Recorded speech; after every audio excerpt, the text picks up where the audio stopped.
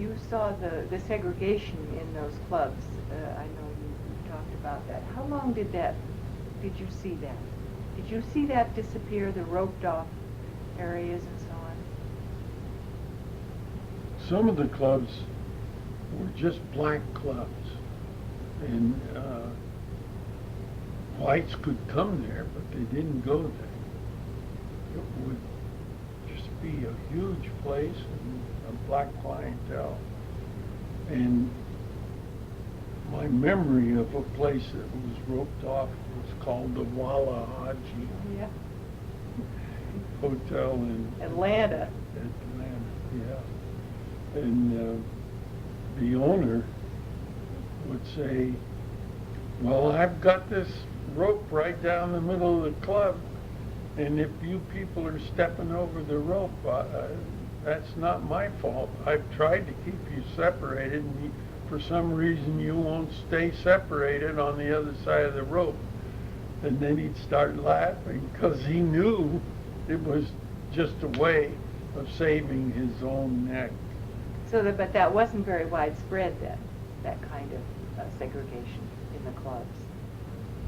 Oh yeah, it was widespread in the South, yeah, in the concert halls, in the universities, absolutely segregated. And we broke that down, I think, more than anybody else.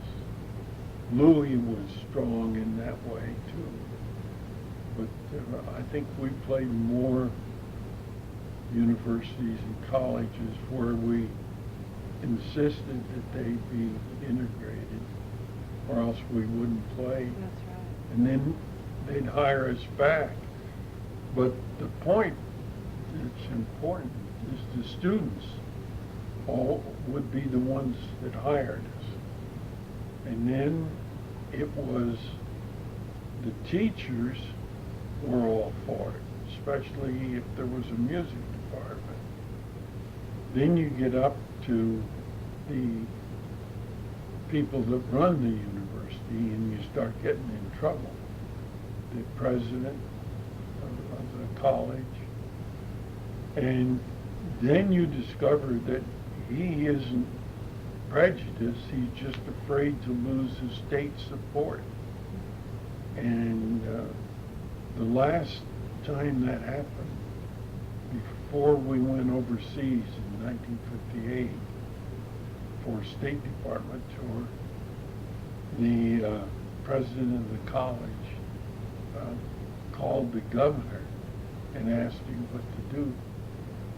And the governor told me we better allow the concert to go on, and they discussed Little Rock and Faubus and all that negative publicity that happened there just before that, and said we don't want another Little Rock, let them go on. And that's where at first they didn't want to let Eugene Wright, our Afro-American bass player, play, and then the compromise was to keep him in the back of the stage where he wouldn't be seen too well.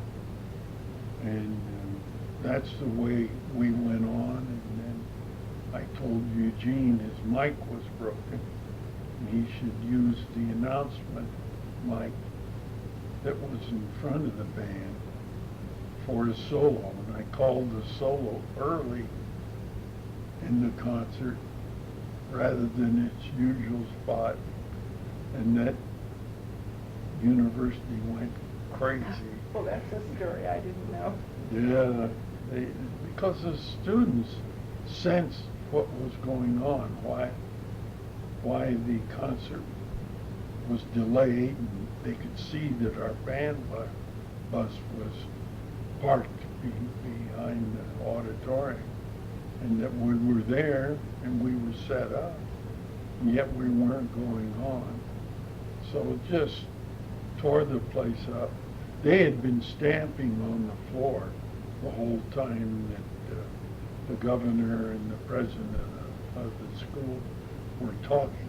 could just hear the pounding of feet demanding us. They didn't care, did they? Oh, no, none of those schools cared. I think we canceled 23 schools and eventually went back and played them all.